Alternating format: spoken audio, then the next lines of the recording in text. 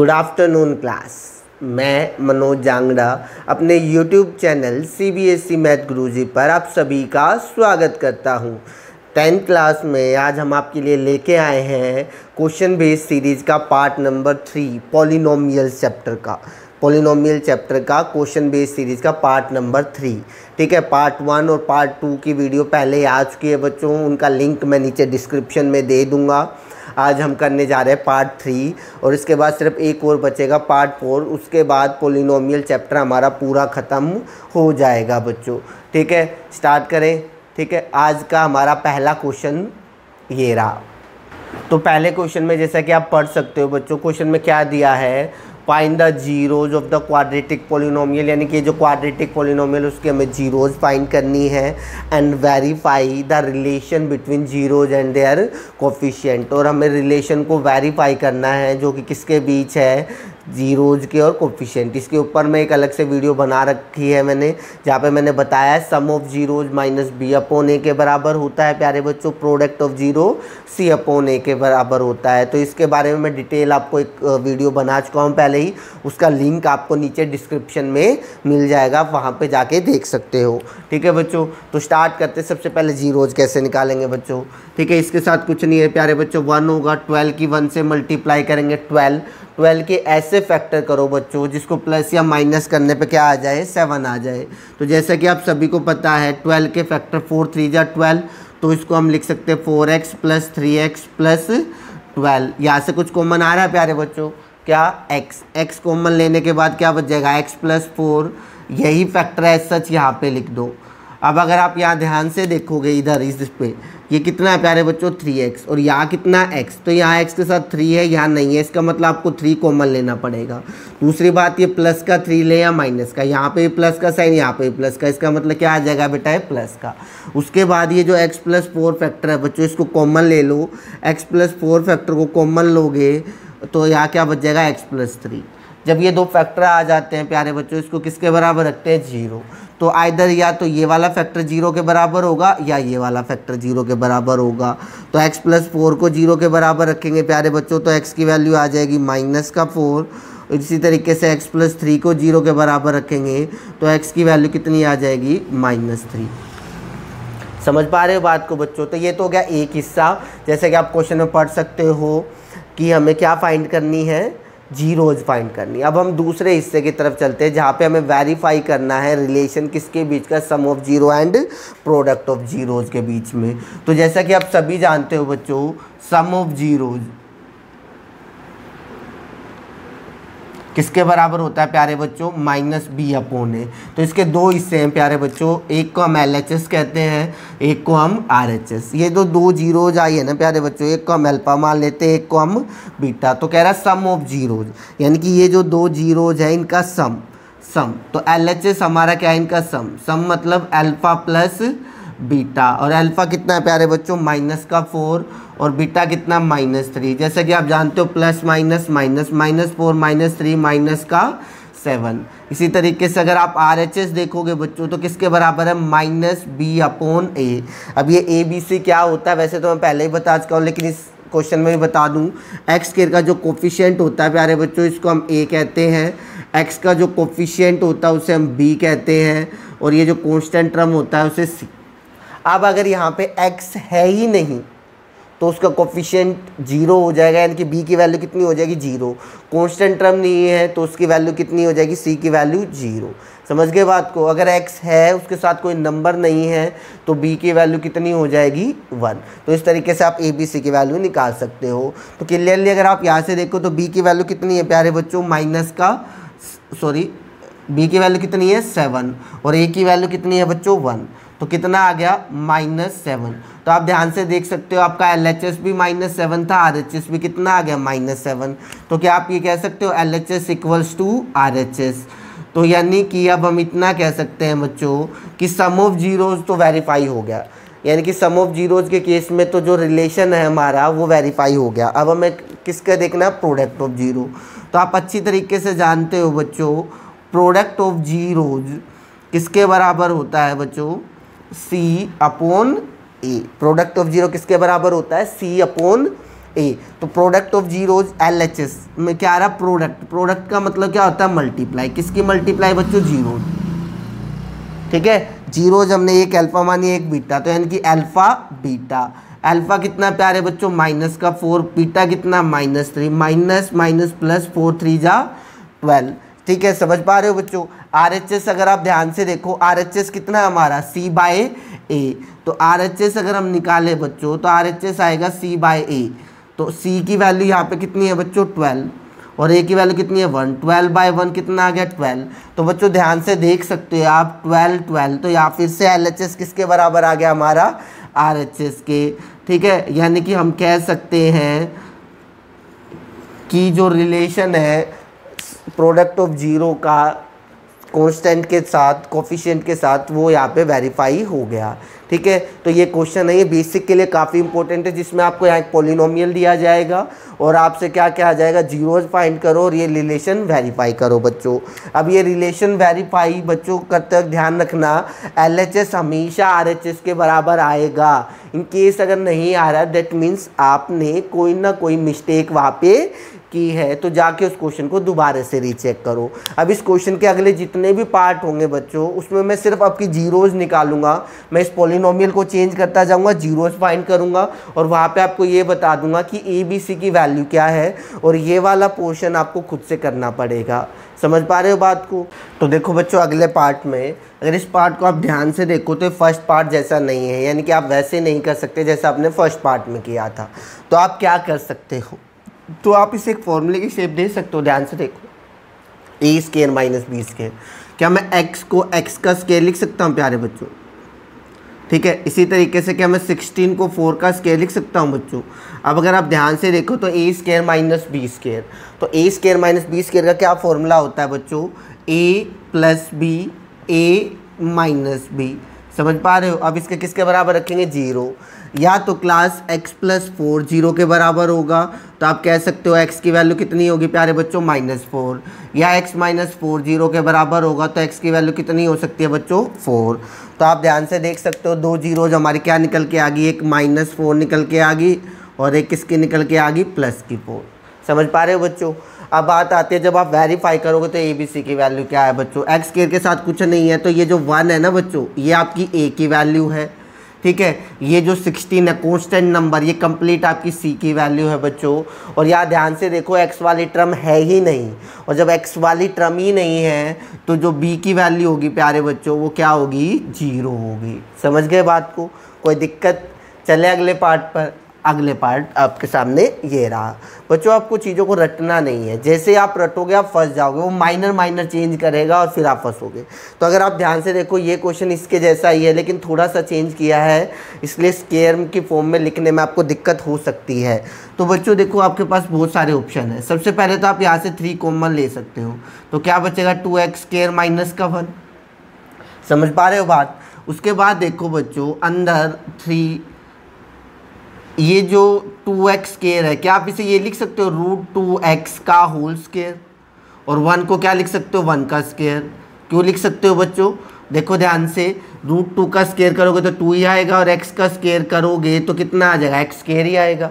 समझ पा रहे हो बात को। यानी कि फॉर्मूला बन गया फिर से A² - B²। और A² - B² को क्या लिख सकते हो बच्चों आप, A + B A - B लिख सकते हैं या नहीं लिख सकते। समझ पा रहे हो बच्चों। फिर इसको किसके बराबर रखोगे, 0। तो इधर ये फैक्टर 0 के बराबर होगा, क्योंकि आप सभी जानते हो बच्चों 3 तो 0 के बराबर हो ही नहीं सकता, तो इसको तो हटा दो।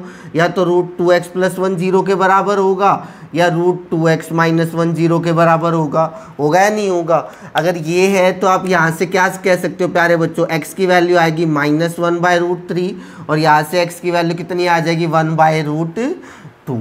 आगे बात समझ में। यहाँ पे अगर हम ABC की वैल्यू बात करें बच्चों, तो ये जो 6 है प्यारे बच्चों, ये हमारा A होगा। फिर से कांस्टेंट टर्म नहीं है, इसका मतलब B की वैल्यू 0 होगी, सॉरी x वाली टर्म नहीं है। और ये जो कांस्टेंट टर्म होगा प्यारे बच्चों, ये किसकी वैल्यू होगी, C की। उसके बाद आप क्या कर सकते हो, वेरीफाई कर सकते हो। समझ पा रहे हो बात को बच्चों। फिर आ जाओ हमारे अगले पार्ट पे। अगर आप ध्यान से देखो तो इसमें भी 2 टर्म थी, इसमें भी 2 टर्म थी, इसमें भी 2 ही टर्म है। और अगर आप रटोगे तो आप सोचोगे इसको भी ए स्क्वायर और बी स्क्वायर की फॉर्म में कन्वर्ट कर दो। तो बच्चों ये फॉर्मूले की फॉर्म में कन्वर्ट नहीं हो सकता, ठीक है। क्यों नहीं हो सकता? वहाँ पे एक्स वाली टर्म मिसिंग थी और यहाँ पे x यानी कि u वाली टर्म गिवन है। तो यहाँ A square plus B square minus B square का फॉर्मूला बनाना नहीं है। और ये कहूँ तो उसकी ज़रूरत भी नहीं है। क्यों? क्योंकि हमें 2 फैक्टर ही चाहिए, वो तो हमारे डायरेक्ट भी आ रहे हैं बच्चों। ध्यान से देखो, अगर मैं इन दोनों में से 4u कॉमन ले लूँ, अगर मैंने 4u कॉमन ले लिया प्यारे बच्चों, तो कितना बच जाएगा यहाँ पर u + 2, ठीक है। 2 फैक्टर बन गया नहीं बन गए? वो तुम कहोगे सर यहाँ पे भी बन गए थे, अगर आपने 3 कॉमन ले लिया था तो 2x² - 1, ठीक है बच्चों। तो यहाँ पे एक कांस्टेंट था। यहाँ ध्यान से देखो, दोनों के अंदर क्या है? वेरिएबल। उसके बाद आप क्या करते हो? 0, आइदर 4u = 0, आइदर u + 2 = 0। तो u की वैल्यू कितनी आ गई बच्चों? एक तो 0 आ गई और एक u की वैल्यू कितनी आ गई? -2। समझ पा रहे हो बच्चों बात को? कोई दिक्कत? और रही बात a b c की वैल्यू की, बच्चों u स्क्वायर के साथ जो वैल्यू है a, और इस बार हमें u वाली टर्म दे रखी है यानी कि b, और कोई कांस्टेंट टर्म नहीं दी। कांस्टेंट टर्म मतलब जिसके साथ ना तो x² हो ना x, इन द सेंस मतलब जिसके साथ कोई भी वेरिएबल ना हो, वो यहाँ पे नहीं है। इसका मतलब प्यारे बच्चों c की वैल्यू कितनी आ गई? 0। समझ गए बात को? कोई दिक्कत बच्चों? चले अगले पार्ट पे। चलो बच्चों, इस क्वेश्चन को ध्यान से देखो। जो हमारा नॉर्मल प्रोसेस है वो ये कहता है इसकी इससे मल्टीप्लाई करो, 6 × 1 = 6। अब 6 के ऐसे फैक्टर करो कि 2√2 आ जाए। तो बच्चों 10 में से 7 बच्चे तो ऐसे हैं जो इसके फैक्टर ही नहीं कर पाते। क्यों? क्योंकि वो चीज़ों को सही तरीके से समझ नहीं पाते। तो मैं आपको बिल्कुल आसान तरीका बताऊंगा, जिस तरीके से आप इस तरीके के क्वेश्चन का, जो भी ये रूट वाले क्वेश्चन हैं, बीच में रूट आ जाए खासकर, उसके आसानी से फैक्टर कर पाओ। कैसे करोगे बच्चों? अगर आप इस 6 के नॉर्मल फैक्टर करो तो प्यारे बच्चों 3 और 2 आएगा। समझ गए बात को?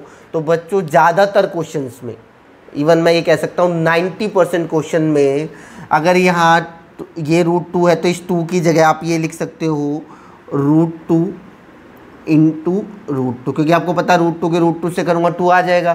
तो अब आपके 3 × 2 फैक्टर नहीं है, 2 फैक्टर। कौन कौन से फैक्टर है? 3, √2, √2। अगर सपोज करो बच्चों यार √2 की जगह √3 आ जाता, तो आप इस 3 की जगह √3 और √3 लिख देते। समझ पा रहे हो बात को? तीसरा ऑप्शन था कि यार √6 आ जाता, तो फिर आप 3 2 जब फैक्टर ही नहीं करते, आप 6 की जगह लिख देते √6 और √6, और उसी को अरेंज करके आपका आंसर मिल जाता। लेकिन बच्चों अगर इन तीनों नंबर के अलावा कोई भी नंबर बीच में आता है तो उसके फैक्टर नॉर्मल तरीके से करने पॉसिबल नहीं है। हाँ, क्वाड्रेटिक इक्वेशन ज़रूर सोल्व की जा सकती है, बीच में रूट का कोई भी नंबर आए, लेकिन पॉलिनोमियल सोल्व करने में दिक्कत आएगी। और पॉलिनोमियल और क्वाड्रेटिक इक्वेशन में क्या फ़र्क है बच्चों? इतना फ़र्क होता है, पॉलिनोमियल में यहाँ = में कुछ नहीं आपको पता है, और इक्वेशन के अंदर बेटा यहाँ = में कुछ आ जाता है। इससे क्या फ़र्क पड़ता है? जैसे इक्वेशन में कुछ आ जाता है, = में 0 या कोई नंबर आ जाए, तो वह हम क्वाड्रेटिक फॉर्मूला लगा पाते हैं। क्वाड्रेटिक फॉर्मूला क्या होता है, क्या नहीं होता, इसके बारे में हम चैप्टर 4 में स्टडी करेंगे। अभी के लिए मैं आपको बता दूं बच्चों, अगर सेकंड चैप्टर के पॉइंट ऑफ व्यू से क्वेश्चन पेपर में आता है, तो यहाँ अगर आपका ये नंबर 6 है तो यहाँ 3 ही फैक्टर हो सकते हैं, यानी कि 3 ही नंबर हो सकते हैं रूट में। या तो √2 मिलेगा, या √3 मिलेगा, या √6। तो फिलहाल के लिए देखो तो √2 है, तो √2 है तो प्यारे बच्चों 2 नहीं लिखना, एक फैक्टर 3 है, एक √2 एक √2। तो अगर मैं अब 3 की √2 से करूँगा तो कितना आ जाएगा प्यारे बच्चों? 3√2, और एक क्या बच गया? √2। अब आपको इनको प्लस करना भी आता है, और -3 √2 में √2 जोड़ूंगा 4√2, और माइनस करूँगा तो कितना आ जाएगा? 2√2। तो क्या मुझे 2√2 ही चाहिए? बिल्कुल चाहिए। तो मेरा एक फैक्टर हो गया प्यारे बच्चों 3√2, और एक फैक्टर कितना हो गया? √2। ठीक है, तो x² 3√2 x + √2x माइनस का 6। अब दूसरी प्रॉब्लम प्यारे बच्चों यहाँ पे आती है कॉमन लेने में। क्या लेने में आती है? कॉमन लेने में। कोई दिक्कत नहीं है, ध्यान से समझो, कॉमन लेना आराम से आ जाएगा। अगर आप इन दोनों वैल्यू को देखो तो बेटा क्लियरली नज़र आ रहा है, आप यहाँ x के अलावा कुछ और कॉमन ले ही नहीं सकते, क्योंकि यहाँ तो कोई नंबर है ही नहीं। तो यहाँ x कॉमन लेने के बाद क्या बच गया? x + 3√2। एज सच इस फैक्टर को यहाँ लिख दो। अब बच्चों यहाँ देखो कितना है? √2x, और यहाँ कितना है प्यारे बच्चों? x। तो ये √2 ही एक्स्ट्रा है, तो √2 कॉमन ले लो। तुम कहोगे अब इससे 6 कैसे आएगा, बिल्कुल चेक कर सकते हो बेटा। 3√2 की मल्टीप्लाई अगर आप √2 से करते हो, √2 इंटू √2 2 होता है, 3 2 जा 6 ही आ रहा है नहीं आ रहा। दूसरी बात बच्चे यहाँ माइनस आएगा, ठीक है, 3√2 में से √2 माइनस करोगे तभी तो आएगा, और यहाँ पे आपको क्या कॉमन लेना पड़ेगा, -√2। अब क्या आ गया बच्चों आपका, ये x + 3√2 आपने कॉमन ले लिया, ठीक है, x + 3√2 कॉमन ले लिया तो यहाँ से x बच गया और यहाँ से माइनस का √2। अब इस किसके बराबर रखोगे, 0। आइदर x + 3√2 बराबर 0, तो x की वैल्यू कितनी आ गई प्यारे बच्चों, -3√2, और आइदर x - √2 बराबर 0, तो x की वैल्यू कितनी आ गई, √2। तो ये दो जीरोज आ गई हमारी। और रही बात ए बी सी की बात करोगे तो प्यारे बच्चों a की वैल्यू तो आ गई 1, ये जो 2√2 है पूरा ये हमारा b हो गया, और ये -6 पूरा हमारा क्या हो गया, c हो गया। समझ गए बच्चों। आइए चलते हैं इस फर्स्ट क्वेश्चन के लास्ट पार्ट की तरफ बच्चों, फ्रैक्शन।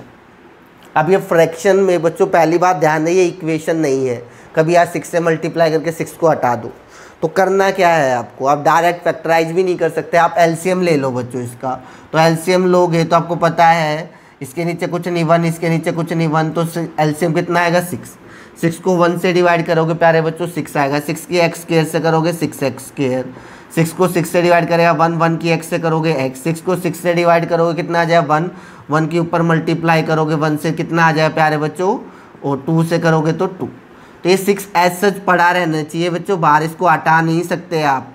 कई बच्चे यहाँ 0 के बराबर रख के इसको हटा देते हैं। अगर आपने स्टार्टिंग में 0 रख दिया तो बच्चों इक्वेशन और पॉलिनोमियल में फ़र्क क्या रह गया।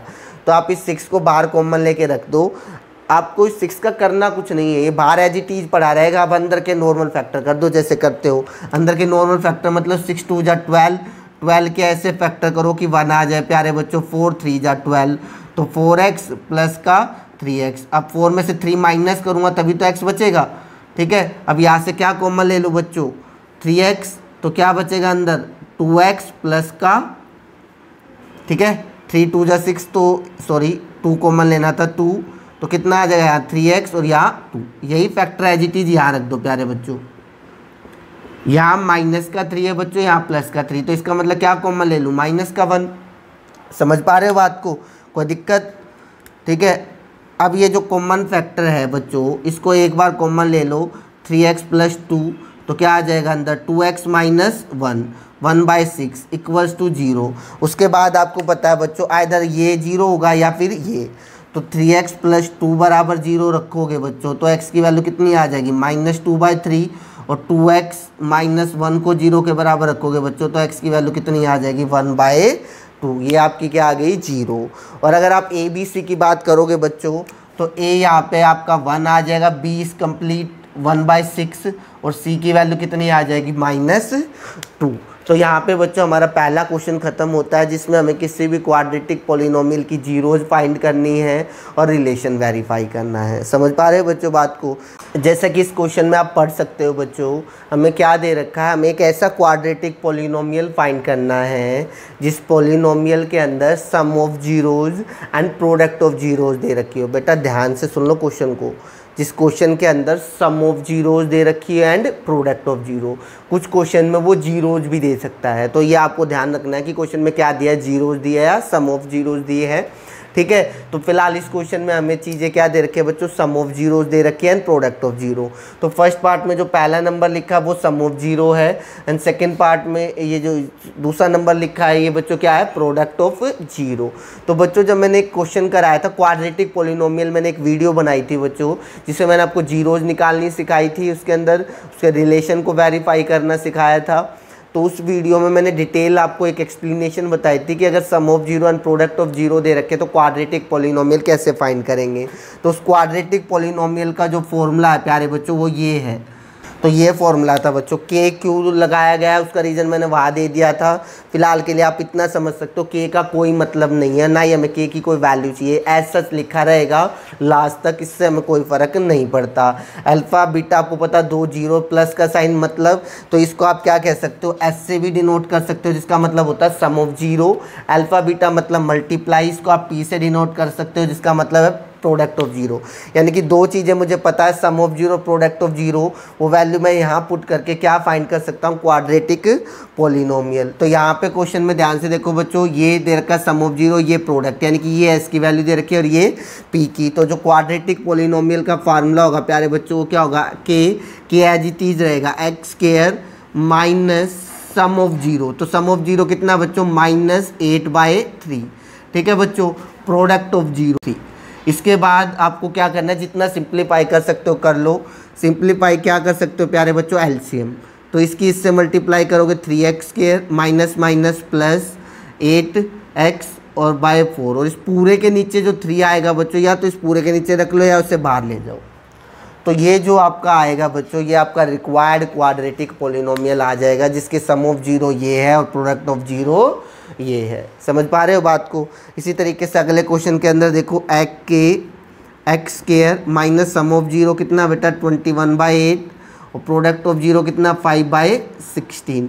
ठीक है बच्चों, एलसीएम लोगे प्यारे बच्चों तो कितना आएगा 16 को 1 से डिवाइड करोगे, इसके नीचे कुछ नहीं 1 तो होगा ना, तो 16 की एक्स स्क्वायर से करोगे 16x स्क्वायर, 16 को 8 से डिवाइड करोगे 2 के ऊपर मल्टीप्लाई करोगे 42x, 16 को 16 से डिवाइड करोगे 1, 5 1 जा 5। इस 16 को यहाँ पे भी रहने दे सकते हो और बाहर भी लेके जा सकते हो। तो ये आपका क्या आ गया प्यारे बच्चों, रिक्वायर्ड पॉलिनोमियल। तो ध्यान रहे, अगर हमें जीरो दे रखी होती तो हम डायरेक्ट यहाँ नहीं रखते। अगर मान लो आपको एक क्वेश्चन दे दिया जाए, जैसे एक और पार्ट अगर मैं ले लूँ और मुझे दे रखा 4 और 3, लेकिन इस बार मुझे सम एंड प्रोडक्ट ऑफ जीरो नहीं दे रखा, मुझे क्वेश्चन में कहा है कि ये अल्फा और ये बीटा है। तो फिर मैं कैसे रखता इस फॉर्मूले के अंदर, के एक्स स्क्वायर माइनस अल्फा की जगह अल्फा की वैल्यू रखता और बीटा की जगह बीटा की वैल्यू। जो बच्चे रटते हैं ना वो फंस जाते हैं, वो सीधा इस पूरे की जगह 4 रख देते और इस पूरे की जगह 3। क्यों नहीं रखा मैंने, क्योंकि बेटा ये जीरोज दे रखे और जीरोज दे रखे तो ये अल्फा और ये बीटा है। और अगर मैं इन क्वेश्चंस की बात करूं प्यारे बच्चों, तो इसमें ये सम ऑफ जीरो और ये प्रोडक्ट ऑफ जीरो। तुम कहोगे पता कैसे चलेगा, बेटा वो आपको क्वेश्चन में मेंशन करके देगा कि सम ऑफ जीरोज दे रखी है या प्रोडक्ट ऑफ जीरोज दे रखी है। ठीक है बच्चों, तो इस क्वेश्चन के अंदर बच्चों आप पढ़ सकते हो, क्वेश्चन में हमें क्या दे रखा है कि fx हमारे पास एक पॉलिनोमियल है बच्चों, उस पॉलिनोमियल की सम ऑफ जीरोज किसके बराबर है, प्रोडक्ट ऑफ जीरोज के बराबर है। तो k की वैल्यू निकालो। तो बच्चों अब इसके बाद जितने भी क्वेश्चन आने वाले हैं ना, आपको अपने बेसिक कॉन्सेप्ट क्लियर करने हैं बस, उसके अलावा आपको किसी भी चीज़ से कोई फ़र्क नहीं पड़ता। तो आप एक चीज़ का ध्यान रखोगे बच्चों, जब भी आपको दो चीज़ें होती हैं यहाँ पर, ठीक है, या तो पॉलिनोमियल दे रखा होगा या पॉलिनोमियल नहीं दे रखा। जैसे ही आपको पॉलिनोमियल देता है आपके साथ दो चीज़ें चलती है, एक सम ऑफ जीरो, एक प्रोडक्ट ऑफ जीरो। क्योंकि हमें अच्छी तरीके से पता है किसी भी क्वाड्रेटिक पॉलिनोमियल के अंदर सम ऑफ जीरोज -b/a के बराबर होती है, प्रोडक्ट ऑफ जीरो किसके बराबर होती है, c/a।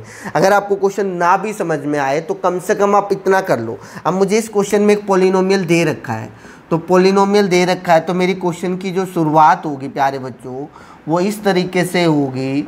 मुझे पता है अगर मैं इसकी 1 0 अल्फ़ा मान लूँ, 1 0 बीटा मान लूँ, तो जो सम ऑफ जीरो है प्यारे बच्चों वो हमेशा किसके बराबर आएगा, -b/a। और आप अच्छी तरीके से जानते हो एक्स के साथ जो वैल्यू होती है वो a होती है, एक्स के साथ जो वैल्यू होती है वो b होती है, जो कांस्टेंट टर्म क्या होता है c। मुझे नहीं पता कि ये कैसे निकलेगा। पहली बात, अगर मुझे पॉलिनोमियल दे रखा है तो पॉलिनोमियल लिखो और ये दो चीज़ें लिख लो कि a की वैल्यू खुद ब खुद निकल जाएगी बच्चों। तो -b/a, तो b की वैल्यू कितनी है प्यारे बच्चों 2 और k इसकी a की वैल्यू कितनी है, ठीक है।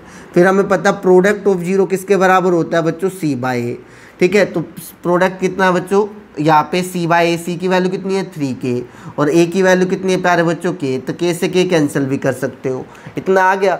अब क्वेश्चन पढ़ो, तो जब आप क्वेश्चन पढ़ोगे बच्चों तो वहाँ देख सकते हो, वहाँ पे लिखा है सम ऑफ जीरोज किसके बराबर है, product of zero. That means वो क्वेश्चन में हमसे कहना चाहता है ये दोनों चीज़ें बराबर है। Sum of zero according to question बात करें तो किसके बराबर है, प्रोडक्ट ऑफ जीरोज के बराबर। समझ पा रहे हो बच्चों बात को। तो सम ऑफ जीरो किसके बराबर है, प्रोडक्ट ऑफ जीरो। तो sum of zero -b/a which is equals to -2/k। Product of zero किसके बराबर आया, c बच्चों। तो यहाँ पे अगर आप सोल्व करोगे तो आपको k की वैल्यू कितनी आ जाएगी, -2/k 3। समझ पा रहे हो बच्चों? जितने भी क्वेश्चन है अगर आपको पॉलिनोमियल दे रखा है तो आप दो चीज़ें लेके चलो, क्या कि sum of zero minus B upon A के बराबर होता है, प्रोडक्ट ऑफ जीरो किसके बराबर होता है प्यारे बच्चों? सी बाय ए के बराबर होता है। समझ पा रहे हो बात को? Sum of zero minus B upon A और प्रोडक्ट ऑफ जीरो किसके बराबर है? C by A. वो बराबर लेके चलो, उसके बाद क्वेश्चन में वो जो कह रहा है वो खुद ब खुद अपने आप निकल जाएगा। समझ गए बात को? कोई दिक्कत बच्चों? चले अगले क्वेश्चन पर। अगला क्वेश्चन ये रहा। क्वेश्चन में बच्चों आप पढ़ सकते हो, उसने क्वेश्चन में क्या लिखा है, if one zeros of the polynomial F x is negative of the other, यानी कि एक जीरो है वो दूसरे का नेगेटिव है। यानी कि हमारे पास जो एक पॉलिनोमियल है, ये कहना चाहता है इस क्वेश्चन के अंदर इसकी जो दो जीरो है ना वो एक की नेगेटिव है दूसरे की, एक दूसरे की नेगेटिव। मतलब कि अगर एक +4 है तो दूसरी कितनी होगी? -4। एक +3 है तो दूसरी कितनी होगी प्यारे बच्चों? -3। यानी कि ये मैं अगर सिंपल सेंस में कहूँ, अगर एक अल्फ़ा है तो दूसरी कितनी होगी? -अल्फ़ा। तो बच्चों इस क्वेश्चन की शुरुआत हम इसी चीज़ से कर लेते हैं। हम लेट कर लेते हैं, हमारे पास दो जीरो है, let the zeros are alpha and -alpha, क्योंकि क्वेश्चन में उसने कहा है बच्चों 1 0 is the negative of the other. मतलब एक जीरो अगर +4 है तो दूसरा कितना होगा? -4। यानी कि अगर एक जीरो अल्फ़ा है तो दूसरी कितनी होगी? -अल्फ़ा।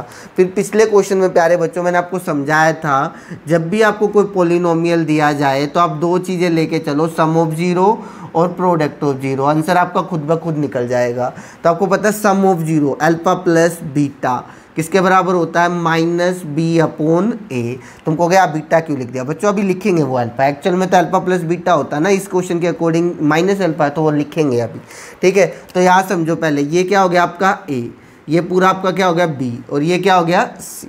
समझ पा रहे हो बात को?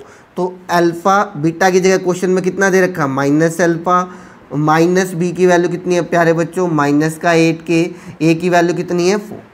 तो plus minus minus alpha minus alpha minus minus plus 8k/4। बेटा अल्फ़ा से alpha cancel out, 0 equals to 8k/4। और यहाँ से जब आप सोल्व करोगे प्यारे बच्चों तो आपको k की वैल्यू कितनी मिल जाएगी? 0। तो यहाँ पे k की जगह कितना होना चाहिए बच्चों? 0। अगर k की जगह 0 है तो इस क्वेश्चन की जो जीरोज निकल के आएगी वो एक +3 है तो दूसरी कितनी मिलेगी आपको? -3। तो यहाँ पे भी बच्चों आपको ये नहीं सोचना था k की वैल्यू कैसे निकले। जब आपको ये कहा गया कि जैसे आपको पॉलिनोमियल दे तो आप दो चीज़ें लेके चलोगे, sum of zero and product of zero. जब आप सम ऑफ जीरो लेके चले, यहाँ पे आप कहोगे प्रोडक्ट ऑफ जीरो आपने ली नहीं। अगर बेटा उसकी ज़रूरत पड़ती, इससे आंसर नहीं आता तो फिर प्रोडक्ट ऑफ जीरो से आंसर आता 101%। समझ पा रहे हो बात को? तो कॉन्सेप्ट अप्लाई करो बच्चों, आंसर ना भी आएगा तो कुछ हिस्सा तो करोगे, कुछ ना कुछ नंबर तो मिलेंगे। समझ पा रहे हो बात को? चले अगले क्वेश्चन पर। कोई दिक्कत बच्चों? तो इस क्वेश्चन में बच्चों हमें दिया गया है 1 0 of the polynomial is the reciprocal of the other. मतलब इस पॉलिनोमियल की जो जीरोज है वो कुछ इस तरीके से है कि अगर एक जीरो 4 होगी तो दूसरी जीरो कितनी होगी? 1/4। इसी तरीके से मैं कह सकता हूँ अगर एक जीरो अल्फ़ा है तो दूसरी जीरो कितनी होगी प्यारे बच्चों? 1/अल्फ़ा। तो हमारे पास एक पॉलिनोमियल है तो हमें दो जीरो जिस तरीके से दे रखे इस क्वेश्चन की कि एक जीरो दूसरे की रेसिप्रोकल है, तो मतलब क्या है प्यारे बच्चों? अगर एक जीरो अल्फ़ा है तो दूसरी कितनी होगी? 1/अल्फ़ा होगी। और k की वैल्यू निकालनी है। तो हमें k की वैल्यू से कोई मतलब नहीं है बच्चों, कई बार समझा चुका हूँ आपको। अगर हमें f(x) कोई पॉलिनोमियल दे रखा है, इससे पहले आप जीरोज लेट कर सकते हो चाहो तो क्या लेट करोगे बच्चों? Let the zeros are alpha and 1/अल्फ़ा। हमने दो जीरो लेट कर लिए, एक को अल्फ़ा मान लिया और दूसरे को क्या मान लिया प्यारे बच्चों? 1/अल्फ़ा मान लिया। अब हमें पॉलिनोमियल दे रखा है f(x), उसे लिखते हैं। क्या दे रखा है? k² प्लस का 4x², ठीक है, 13x प्लस 4k। आपको किसी चीज़ से मतलब नहीं है, आप वही चीज़ें लेके चलोगे, sum of zeros and product of zero. तो सम ऑफ जीरो आपको पता है बच्चों -b अपॉन a के बराबर होता है। ध्यान रहे बच्चों, x के साथ से कितना भी बड़ा नंबर लिखा हो ये पूरा का पूरा आपका a होगा, ये आपका b होगा और ये क्या होगा प्यारे बच्चों? c होगा। तो -b अपॉन a लिखेंगे तो माइनस का 13 अपॉन k² प्लस 4।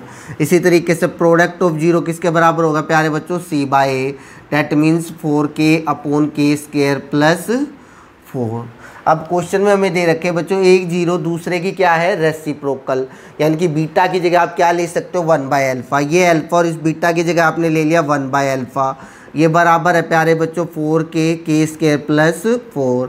जैसा कि आप देख सकते हो अल्फ़ा से अल्फ़ा कैंसिल आउट, कितना बच गया 1। तो ये k स्क्वायर प्लस 4 डिवाइड का इधर आके किसका हो जाएगा multiply, k square plus 4 equals to 4k। कोई दिक्कत बच्चों, प्लस का 4k इधर आगे किसका आ जाएगा माइनस का 4k। बच्चों आगे आपको सोल्व करना ना भी आए तो कम से कम आप इतना तो कर ही सकते हो। यहाँ तक अभी तक आपने ये नहीं सोचा कि ए की वैल्यू कैसे निकले, बस अपने एक ही चीज़ अप्लाई की है, sum of zero minus B upon A, product of zero C upon A. चीज़ें अपने आप आपके फेवर में आती चली जाएगी। इसके बाद आप इसे सोल्व कर सकते हो बच्चों, बहुत सारे तरीके, ये फॉर्मूला भी बन रहा है, फैक्टर भी कर सकते हो। 4 के ऐसे फैक्टर 4 आ जाए तो 2 और 2 माइनस का 2k, माइनस का 2k प्लस का 4, यहाँ से k कॉमन ले सकते हो प्यारे बच्चों, कितना आ जाएगा k माइनस 2, यहाँ से माइनस 2 k माइनस 2, समझ पा रहे हो, k माइनस 2 कॉमन लोगे प्यारे बच्चों तो यहाँ पे भी क्या बचेगा k माइनस 2। तो यहाँ से k की दो वैल्यू आ गई बच्चों 2 और 2, यानी कि दोनों वैल्यू क्या आई आपकी 2 2। समझ में आया बच्चों, काफ़ी इंपॉर्टेंट क्वेश्चन था ये, काफ़ी अच्छा क्वेश्चन था, कोई दिक्कत। चले अगले क्वेश्चन। जैसे कि इस क्वेश्चन में आप देख सकते हो बच्चों, उसने क्या कहा है, f(x) एक पॉलिनोमियल है हमारे पास और p और q इसकी दो जीरो हैं, सच दैट कि क्वेश्चन में हमें गिवन क्या दिया है p plus 1 q plus 1 equals to 0, और हमें किसकी वैल्यू फाइंड करनी है प्यारे बच्चों, r की वैल्यू फाइंड करनी है। ठीक है बच्चों, तो बच्चों कॉन्सेप्ट अप्लाई करते चले जाओ, आंसर खुद ब खुद आपके सामने आएगा। और कॉन्सेप्ट ये है कि क्या आपको दिया है उसके ऊपर अप्लाई करो, और क्या आपको दिया है क्वाड्रेटिक पॉलिनोमियल और ये कंडीशन, समझ गए। तो इन कंडीशन को जितना सोल्व कर सकते हो उतना सोल्व करो। क्वाड्रेटिक पॉलिनोमियल से तो आपको पता दो चीज़ें मिलती है, एक sum of zero minus B upon A और product of zero C upon A. तो सबसे पहले इसे सिंप्लीफाई कर लो प्यारे बच्चों। तो सिंप्लीफाई करोगे p की q से मल्टीप्लाई करोगे बच्चों, कितना आ जाए पी क्यू, ठीक है। p की 1 से करोगे p, 1 की q से मल्टीप्लाई करोगे q, और 1 की 1 से करोगे 1। तो ये जितना सिंप्लीफाई हो सकता था कर दिया। ठीक है बच्चों, इसको हम फर्स्ट इक्वेशन मान के यही छोड़ देते हैं। उसके बाद हमें एक पॉलिनोमियल दे रखा है f(x), ठीक है। f(x) कितना है x square minus k x plus 1 minus का r। ठीक है, आपको पता है जैसे कोई पॉलिनोमियल देगा आपको दो जीरो मिल जाती है, sum of zero minus B upon A minus B. तो प्यारे बच्चों एक्स के साथ कुछ नहीं है तो 1, ये तो आपका हो गया a, ठीक है। ये पूरा का पूरा आपका b हो गया, और ये क्या आ गया आपका c आ गया। ठीक है, अब एक गलती हम कर रहे हैं बच्चों जल्दीबाजी में, अब इस पूरे को b मान लिया, हमने इस क्वेश्चन को देखा ही नहीं कि ये सिंपलेस्ट फॉर्म में है भी या नहीं, स्टैंडर्ड फॉर्म में। और स्टैंडर्ड फॉर्म में एक्स स्क्वायर आता फिर एक्स की टर्म आती है, जबकि यहाँ बाहर के है एक्स नहीं है। यानी कि क्वेश्चन में आगे बढ़ने से पहले प्यारे बच्चों हमें इसे किस में करना था, स्टैंडर्ड फॉर्म में करना था। ठीक है, तो स्टैंडर्ड फॉर्म में जब आप करोगे तो कैसे आएगा बच्चों, एक्स स्क्वायर माइनस के एक्स माइनस के माइनस का आर। तो और रीअरेंज करोगे तो माइनस के एक्स, या फिर यही का यही लिख सकते हो। अब देखो ये एक्स स्क्वायर वाली टर्म आ गई, ये एक्स और ये कांस्टेंट। अब बच्चे आप रटते तो यहाँ पे फंस जाते हैं ना, आप डायरेक्ट इसे ए मान जाते, इसे बी मान जाते और इसे क्या मान जाते सी। जबकि ध्यान रहे एक्स स्क्वायर के साथ जो नंबर होता है ये ए होता है, एक्स के साथ जो नंबर होता है ये बी, और इसके अलावा जो बच गया पूरा का पूरा वो कांस्टेंट सी। तो ये आ गया आपका ए, ये आ गया बी और ये आ गया आपका सी। अब आप कर सकते हो सम ऑफ जीरो, यानी कि अल्फ़ा प्लस बीटा किसके बराबर है प्यारे बच्चों, माइनस बी अपॉन ए। बी की वैल्यू कितनी है माइनस का के, और ये कितना है 1, माइनस माइनस प्लस का के, तो ये आ गया alpha beta product of zero.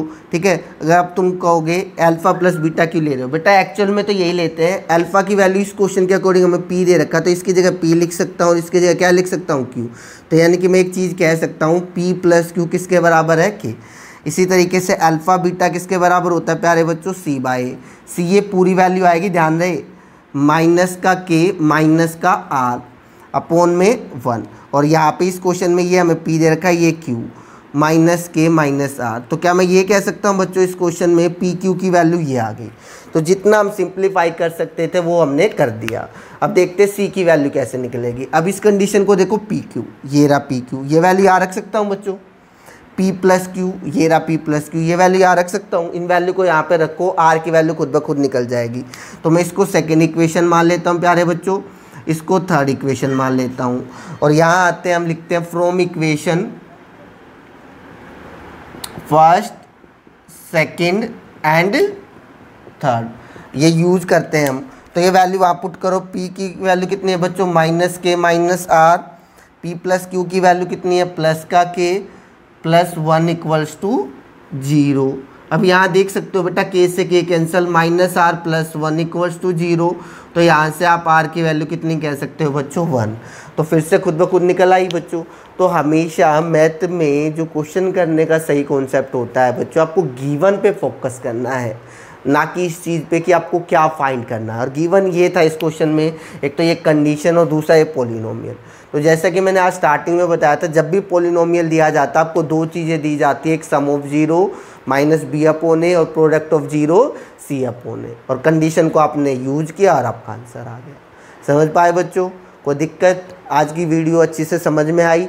आज जितने भी क्वेश्चन किए उम्मीद करता हूँ आपको समझ में आए होंगे। अगर आपको किसी भी क्वेश्चन में कोई दिक्कत आती है तो आप कमेंट बॉक्स में कमेंट करके बता सकते हैं। मैं और मेरी टीम आपकी क्वेरीज जल्दी से जल्दी सोल्व करने की कोशिश करेंगे। थैंक यू बच्चों।